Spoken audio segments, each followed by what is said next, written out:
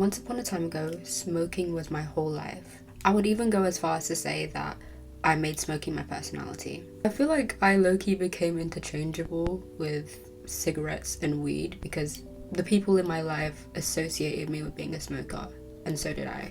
But I have since left that habit in 2024, and the idea of smoking actually makes me ill. So, in today's video, I'm going to be telling you how I got to that point. A quick little preface, please take everything that I say with a pinch of salt. What works for me may not work for you, but if it resonates with you and you feel like it may help you, then by all means, take that on. Okay, step one, I asked myself, why am I smoking? What was the reason I started smoking?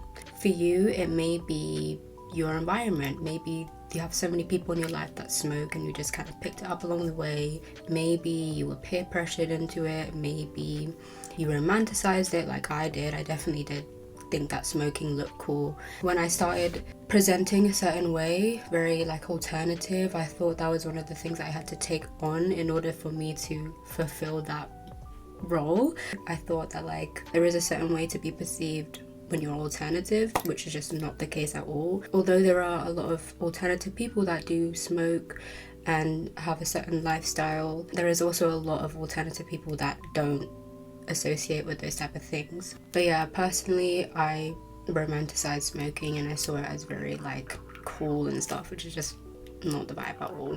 But yeah, that was me being honest with myself, which led me on to step two of asking myself if it was worth it smoking for that reason, which I don't even have to answer that. I don't think it's worth smoking for any reason, just to put that out there, but this reason in particular, not the one.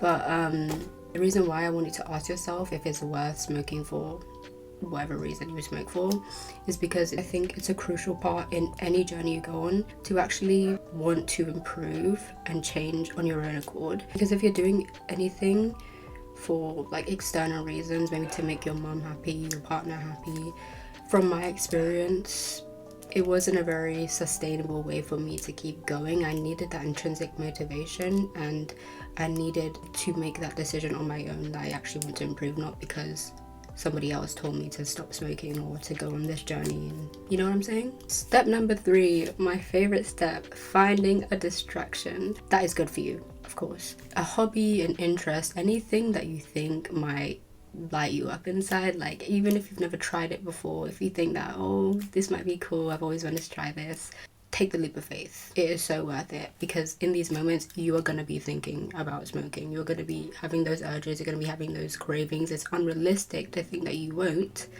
So finding a pastime is, like I said, my favorite part of this entire journey. It's great to kind of build that foundation on the days where you may be particularly struggling with trying to not give in to any urges. Once you build that foundation and you know that you have things that you can fall back on, it does you so many favors. I also do want to say it's okay if you take as much time as you need to find these distractions, explore them, which is exactly what I did. Like last year, all of that year, I was experimenting and exploring with different pastimes and hobbies that I thought I might like. Before, when I was smoking, I literally had no hobbies. The things that I would do is literally just smoke and hang out with my boyfriend. Like I didn't have a life. So I made it a priority to try out different things. I also did have the time to do so.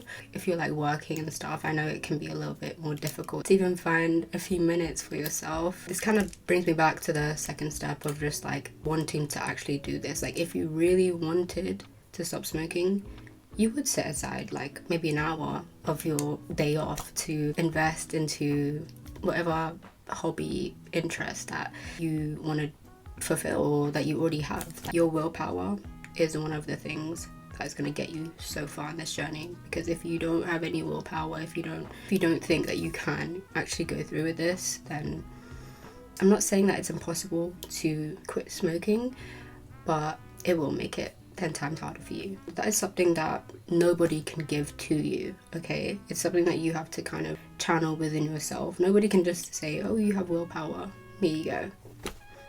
That's another journey in itself, but it's one that will stick with you for the rest of your life. Another thing about hobbies as well is that you don't have to have multiple. Like, I know it kind of defeats the purpose of having a hobby, which is like one thing that you invest your time into.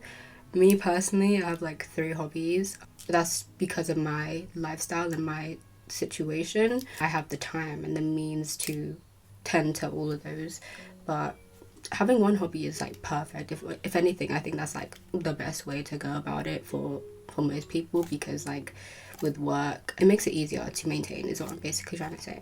Moving on to step number 4, remove reminders of your smoking days. Okay, throwing out any paraphernalia, throwing out, I don't know, memories, anything that reminds you of smoking, anything that you think might kind of bring about strong urges. You know, like one of those cigarette plushies, like you don't have to throw that away if you have that, but just anything that may make you feel like, ooh, I really want to smoke. This step is a part of this journey for obvious reasons. You don't want to be making it even harder for yourself, okay?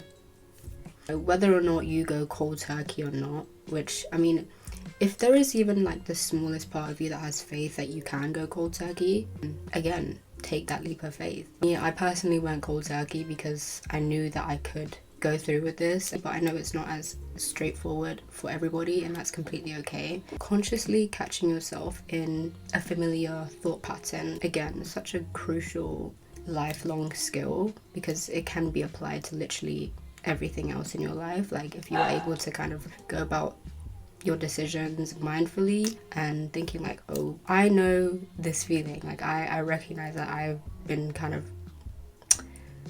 what's the word, ruminating, that's the word. I recognize that I've been ruminating on this thought for me to go outside and smoke and, you know, roll up something or whatever it is. Like, if you are able to catch yourself in that, but it is something that will take a lot of discipline. But either way, like I was saying before, whether or not you go cold turkey or not, you're gonna need a lot of self-discipline in this journey, which leads me on to step 5. Step 5, learning to say no. Chances are, if you have a lot of people in your life, or even just like some people in your life that smoke and you hang out with them, they're probably gonna ask you if you want to like smoke with them. But obviously, you know what you're gonna have to do. You know you're gonna have to say no. Saying no can be a really difficult thing for people to do, but it starts with these moments of mindfully making different choices. Nothing bad is going to happen to you if you say no to smoking. Once you do it like a couple of times, you're good. Like, you're good to go. Like, it desensitizes you. You're literally making yourself feel uncomfortable for a few moments. After that, you will have the rest of your life to do things on your own accord, and you'll be able to say no and not people please if this is something that you're struggling with, although this is a whole different topic in and of itself. The final step, which I wouldn't even say was like a final step, but rather something that I kind of took on with me during the journey. Be easy on yourself. I know, I'm probably gonna sound so cliche saying this, but this is not a race to a destination. It is a journey, which means that setbacks are inevitable. You are gonna have cravings. You are probably gonna give in at some point.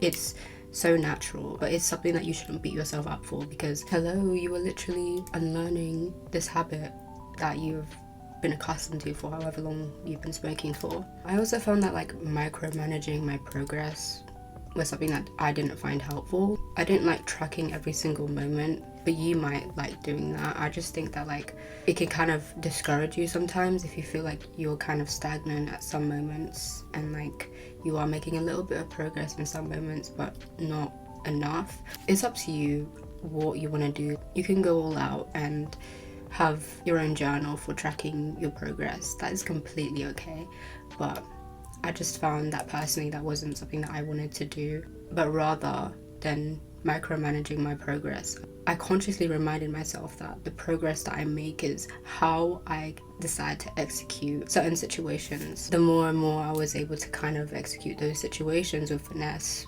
the more it signaled to me that, okay, like I am doing a good job. I don't know if any of that made sense, but I'm basically just trying to say that you know you're progressing when you execute those setbacks with more and more finesse each time. So before I end this video, I have a few gentle reminders that I would like you to take on, just to kind of give you that little shove. If no one or you haven't reminded yourself this, it is so brave that you decided to quit. A lot of people don't even want to think about that, or maybe they do, they just shove it at the back of their mind because it's just something that they become so conditioned to. You are here watching this video, which means that you obviously do want to quit. You obviously do want to learn more about how you can improve your ways, and that is so brave and so courageous. I think I already mentioned this, but I'm gonna just say it again. But the discipline and the resilience that you learn from this journey can be taken on for the rest of your life. They become lifelong skills and can be applied to other areas of your life. Like, say, let's fast forward to when you quit smoking and you decide that you want to start going to the gym. You now have that discipline within you, programmed inside your mind to go through with that journey, because going to the gym does involve a lot of discipline, but you've already kind of locked that in within yourself. So, not to mention the difference in your physical and mental health, it's unmatched. When I stopped smoking, not only did I just feel healthier and like I felt more like a person, but I look so much better. Like, if you compare a picture of me from when I would just heavily smoke till now, you can see the difference. Like, it's not hard to see, and that is what you have to look forward to, okay? And finally, all the money you will save from not smoking, that can be put into things that you actually need. It's so worth it. The act of quitting smoking is so worth it, and I believe in you. I know you can do this. You got this, girl. Oh boy. Thank you so much for watching, and I hope you have a beautiful rest of your week. Mwah.